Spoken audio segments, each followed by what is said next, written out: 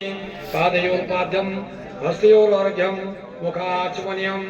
पञ्चनद्यः सरस्वतीमपि यन्ति सद्रौ तथा सरस्वती तु पञ्चधा देशेद्भवसरिताः पञ्चामृतान्ते शुद्धोदकं वस्त्रोपवस्त्रं वस्त्रान्ते आचमनीयं यजनोपवीतं समर्पयामि दीर्गन्धं गन्धद्वारदुराधर्षां नित्यं पुष्टां करेषणि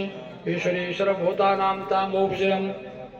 अक्षतांचुसरा सृष्टा सुभरा धूता च निर्मला मया निमिता भक्त्या ग्रहाणां परमेश्वर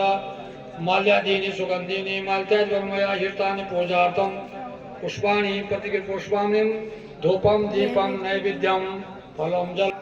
सद्बुद्धिश्च पदो गुरु च गुरुता सुकरा सुखं संसने राहुर्भाव बलं करोति सततं केतो कुलश्योनति नित्यं प्रीतिकरा भवन्तु मम देहि सर्वे न कूलाग्रहा ब्रह्मा मुरारी त्रिपुरान्तुकारी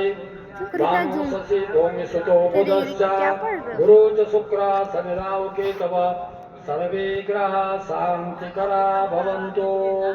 आवाहनं न जानामि तमर्दनं पूजां चैव न जानामि क्षमतां ग्रहदेवता